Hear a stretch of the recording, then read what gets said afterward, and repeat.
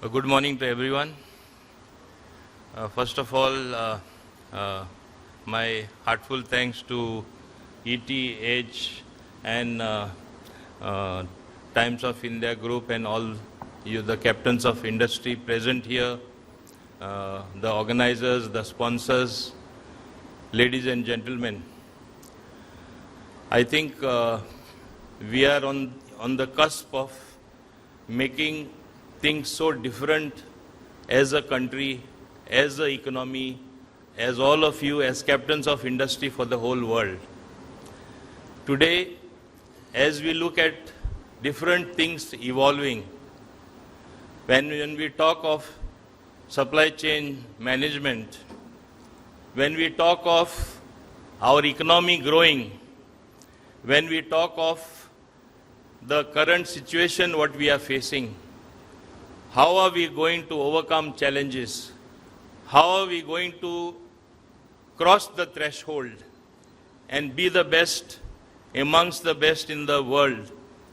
As you know, in every sphere, whether it is business, whether it is industry, as a world we are nothing but a huge global village with the type of tools and communication available, with the dissemination of information which goes so fast, as things happen so fast. But we have managed and we have met these challenges in the past. I recollect what happened after the sanctions were imposed after the Pokhran blast. India can never be dictated. Thereafter we faced another very difficult challenge, where we were wondering, where are we heading with the headwinds against us, like COVID-19? We faced the challenge. We came out of it. And thereafter, as all of us know, perhaps unpredictable sometimes, today we are facing tariffs from America, supposed to be our very friendly partner. And it makes a lot of sense for us to be together. I don't want to dwell into that. But what I want to simply say, all these challenges have brought anew something from the great citizens of our country, from industrialists, from economists, from businessmen, from the ordinary folk, from small-time traders, from big businessmen. All of them have ultimately risen to the challenge and given us something new, reinventing themselves, repositioning themselves. In the changing geopolitical world, we have to readapt and adapt ourselves to the new situation that is there before us. And as we do this, it is not an easy task. Our strength is each one of you. Our strength is every industrialist. Our strength is every businessman. Our strength is everyone contributing in the great task of nation building.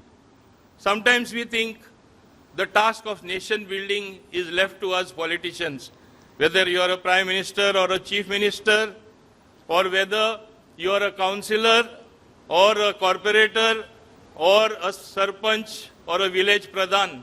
No, the great task of nation building is with each one of us. Today, why are we the fifth largest economy? Today, why are we being looked upon by the entire world, the entire business community? Why are they looking at the new inventions, the low cost of producing certain things, like the satellites, which we perhaps do at 1/10 of the cost of what other nations do? In fact, they are asking us to launch their satellites. Such a change scenario. But remember one thing, to do this, ultimately it needs leadership. Just as in your organizations, just as in your industry, sometimes one or two people make the difference. They are the real leaders who make the things move. The entire chain moves thereafter in a manner which helps build up things. Today on this very platform, I want to say It is our destiny, it is our good fortune that to get all of you together to perform, to do something different, to build up the country's economy while you grow. We have in the leadership of Sri Narendra Modi, one of the greatest leaders, I call him, who has brought this mass together, these forces together, propelling all of you and showing you that you have it in yourself to move and propel our country forward. As you know, even to clap you need two hands. And to clap, to achieve something at a very high level in terms of building and becoming the fifth largest economy in such a short time, now moving to be the third largest economy, there is no doubt about that. Who has done it? He has done it. And I am not saying so because I belong to that party or I am from that party. I am first a proud Indian. I like my Bharat. I like the way the largest democracy in the world is functioning. Has this functioning been without its pitfalls? Have we been moving forward without having a lot of criticism, sometimes undue criticism, sometimes hitting below the belt? I know of situations because I myself, I want to confess here, I had come from another party, that is the Congress party. I had seen the functioning for a long time. I am a seven-term MLA continuously. I have seen things, how they used to function. Just because you could not produce these very results, you could not get the mass of people together, the majority of people wanting to do something in nation building, something to do for the country. Don't blame others. And in the bargain, what is happening today? We are letting our own country down. We have to go abroad to propagate. Things are not happening the way it should have happened. Totally things I don't want to mention here and again repeat things which are actually should never have been said. If you are a proud Indian, if you are a proud countryman wanting your country to progress, you don't need to go abroad, criticize here. You have enough freedom. There is a situation now that it sometimes shows lack of faith in institutions which for a long time have been so strong in our largest functional democracy. We should be proud of it. Today we have started to attack those very institutions. This also impacts the thinking of people. This also impacts the good planning that happens even in industry. Sometimes you would wonder what will happen next, because so much of negativity is being propagated that you wonder whether positivity will prevail. But I want to say here, just as it has always happened in our country, all over the world, positivity will always triumph, truth will always triumph. Doodh ka doodh, pani ka pani has always happened in the history of this country. Take the case of our country. We were once the most prosperous nation or country in the world. Who plundered us? Who helped from the inside? It was our own Indians who let us down. You must know, as you dwell into history, the simple facts tell you so. People from the inside let us down by helping the invaders, by helping those rulers who ruled us for so many years and helped us to pull us down as a country. And today, in today's world, with the social media, again that thing has started to happen.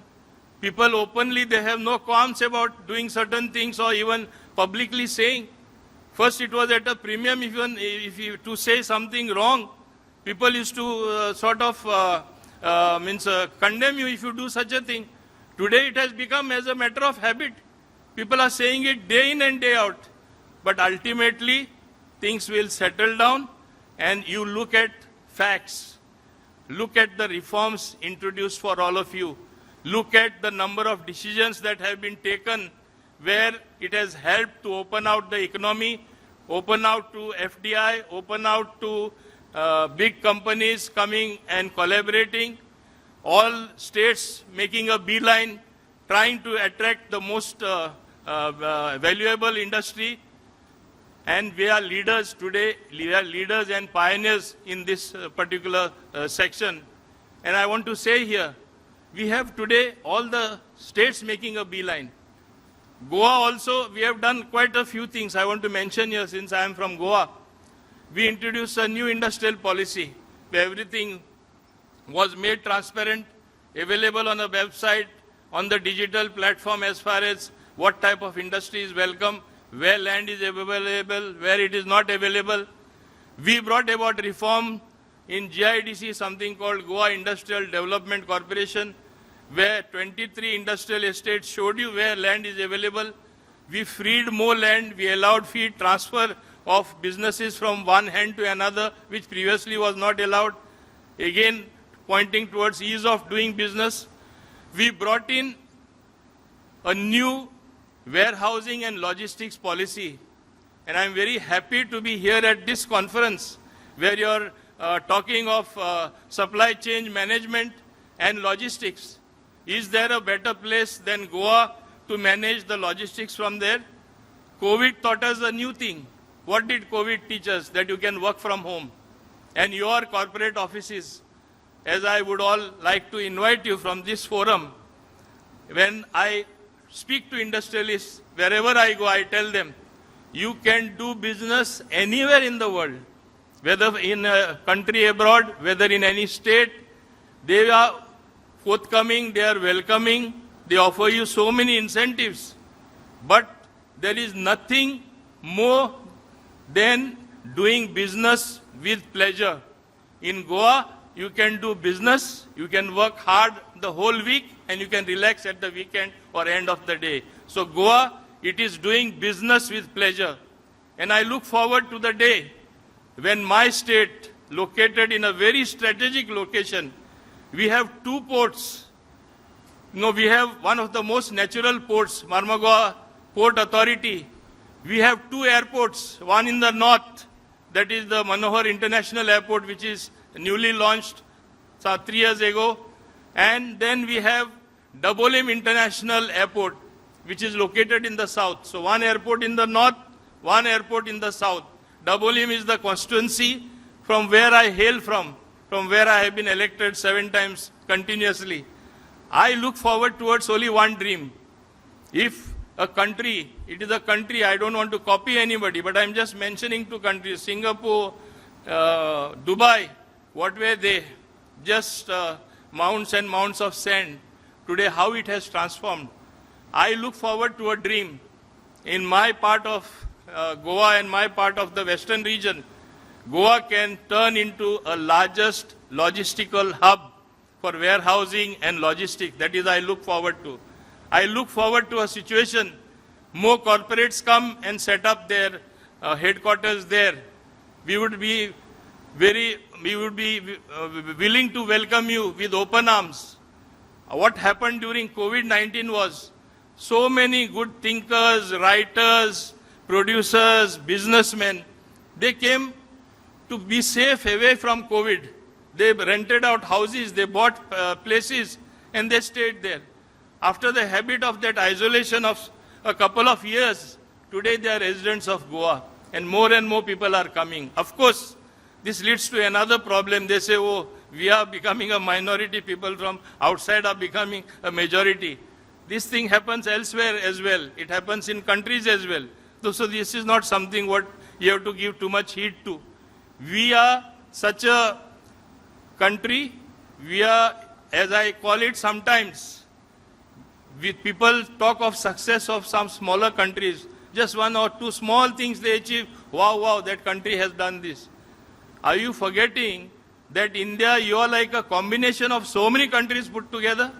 Such diverse languages, such different religions, different food, different habits, yet we are together as one Bharat, as one India. We should feel proud of that. And which is the area, you please tell me, where we have not progressed? Which is the area we are lacking? Today, with the progressive policies of our Honorable Prime Minister Shri Narendra Modi, we are progressing, we are moving forward in every sector. Just one example perhaps I would vividly quote, when we went with Chandrayaan 3 to the southernmost part of the moon, it was no mean achievement. It showed where we stand. Recently, our astronaut went to space and came back successfully. We are now planning to have a planned mission going to space and perhaps much more. So we are that country with that much of potential. And remember, this potential comes from each one of you. You yourself can be a propeller of something great to happen. And I have one thing to say about Goa when I talk of my dream being achieved of making it the largest logistical or warehousing destination. Because there is an argument, I don't know, some of you may be from Kerala as well, some industrialists who have settled here. Their tag is when they promote tourism, they say God's own country. But I tell them, Kerala may be God's own country, but don't forget a beautiful place like Goa, God-blessed place by nature, by greenery, by good beaches, by good churches, by good temples. It is where the gods dwell in Goa. This is what I tell them. So please come and make Goa your logistical hub. And that is what is going to pay in the long run. So these are things which we are seeing it happening in Goa.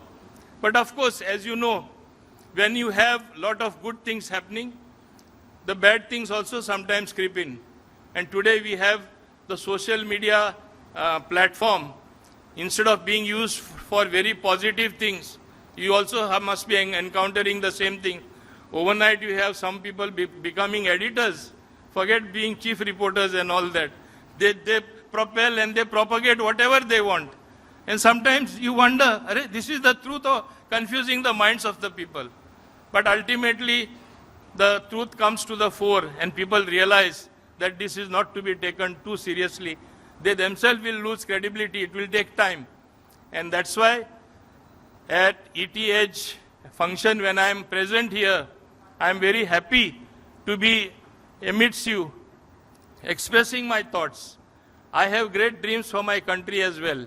I look forward not only as soon to be the third largest economy growing in terms economically, I look forward to the times when there is going to be something for everybody. Inclusivity, which is already happening, so many millions of people being lifted above the poverty line, which was never the case before. Today, remember one thing, we are blessed to have a young population in India. Most of them are youth.